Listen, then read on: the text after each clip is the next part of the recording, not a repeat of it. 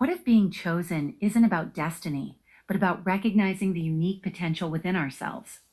Today, we're diving into a book that challenges us to embrace our inner chosen one and make a real difference in the world.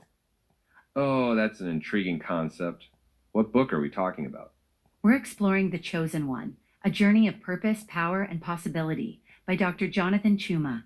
It's a fascinating dive into the idea that we're all chosen in our own way, not by some external force, but by the unique qualities and potential we possess. Hmm, that's an interesting take. How does Chuma develop this idea? Well, he starts by challenging the traditional notion of being chosen. Instead of waiting for some grand sign or prophecy, Chuma argues that the call often comes as a quiet stirring within us, a feeling of discontent with the status quo or a desire to make a difference. So it's more about recognizing our own inner voice than waiting for some external validation? Exactly. Chuma emphasizes the importance of tuning out the noise of the world and really listening to that inner voice. It's about trusting our own instincts rather than seeking constant validation from others. That can be tough in today's world, though. We're constantly bombarded with messages about who we should be and what we should be doing.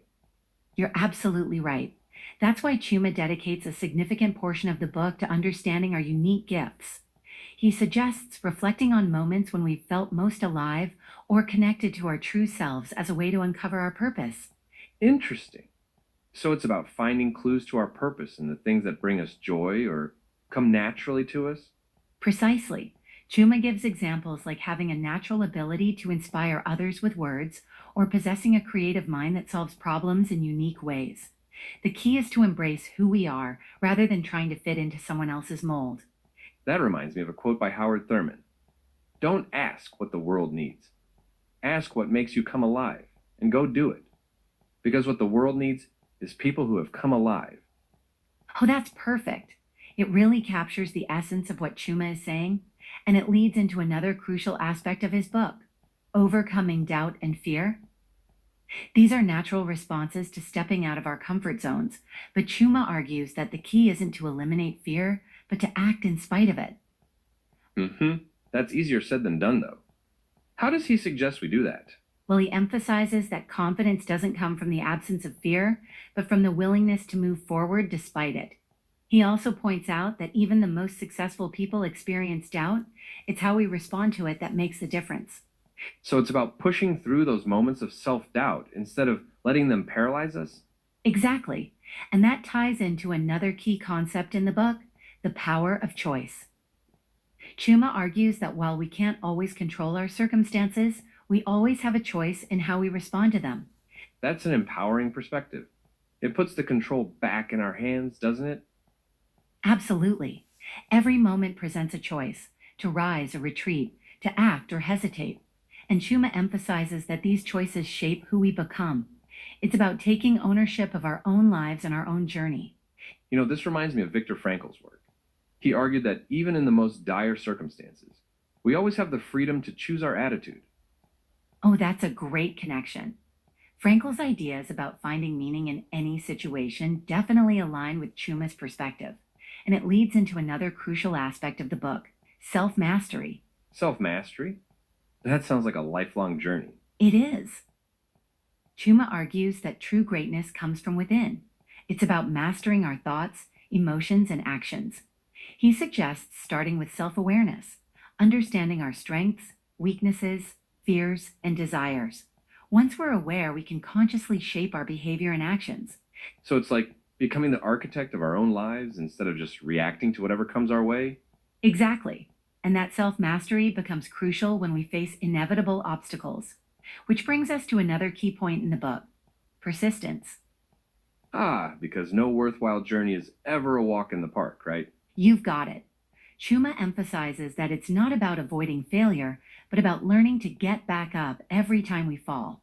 He argues that persistence is often what separates those who achieve their goals from those who give up too soon. It reminds me of that famous Thomas Edison quote about not failing, but finding 10,000 ways that won't work. Oh, that's a perfect example. Chuma would probably love that quote. He talks about how persistence requires faith in ourselves, our mission, and the process. It's about believing that every setback is an opportunity for growth. So it's about reframing our challenges as stepping stones rather than roadblocks? Exactly. And all of this ties into another crucial aspect of the book, having a vision for the future. Chuma argues that we need a clear picture of what we're working towards to stay motivated on our journey. That makes sense. It's hard to stay motivated if you don't know where you're going, right? Precisely. And Chuma takes it a step further. He says our vision should be inspiring not just for ourselves, but for others too. It should be about more than just personal success. It's about contributing to something bigger than ourselves. So it's about making a positive impact on the world around us? Absolutely. And that leads into another key point in the book, leading with integrity. Chuma argues that true leadership isn't about commanding others, but about inspiring them through our actions. Ah, so it's about walking the talk? Exactly. Chuma emphasizes that integrity means being true to our values, even when it's difficult. It's about doing the right thing, even when no one is watching. That's a high standard to live up to, but I can see how it would inspire others to follow. Definitely. And it ties into another crucial aspect of being the chosen one, embracing a life of service. Chuma argues that true power comes from giving, not taking. When we serve others, we create a ripple effect of positivity and growth. It's like that saying, we rise by lifting others. That's perfect. And all of this culminates in the final chapter of the book, which focuses on leaving a legacy. Chuma argues that true greatness isn't about the accolades or titles we accumulate, but about the positive impact we leave behind. So it's about the lives we touch and the difference we make, rather than the recognition we receive. Exactly. Our legacy, according to Chuma, is the sum of our actions, choices, and the lives we've touched. It's about inspiring others to embrace their own potential and make their own mark on the world. That's a powerful message to carry with us. We're all chosen in our own way, with our own unique gifts and purpose to fulfill. Absolutely. It's about recognizing that call within ourselves, embracing our unique gifts, overcoming our fears, and persistently working towards a vision that's bigger than ourselves. And throughout it all, leading with integrity, serving others, and building a legacy that will outlast us. Well said. You know, as we wrap up our discussion, I can't help but think about how relevant Chuma's ideas are in today's world. We're facing so many challenges: climate change, social inequality, political division, and it's easy to feel overwhelmed or powerless. That's true. But Chuma's book seems to offer a different perspective, that each of us has the power to make a difference, no matter how small. Exactly. It's a reminder that change often starts with one person recognizing their potential and choosing to act. And that's something we can all do in our own unique ways. So, what's the one key takeaway you think our listeners should remember from this discussion? I think it's this. You are chosen, not by fate or destiny, but by the unique qualities and potential within you. Trust in your gifts, embrace your calling, and don't be afraid to make your mark on the world. Well, that's certainly food for thought. And on that inspiring note, we'll wrap up today's episode of Gen FM. Until next time, keep exploring the extraordinary in your everyday life.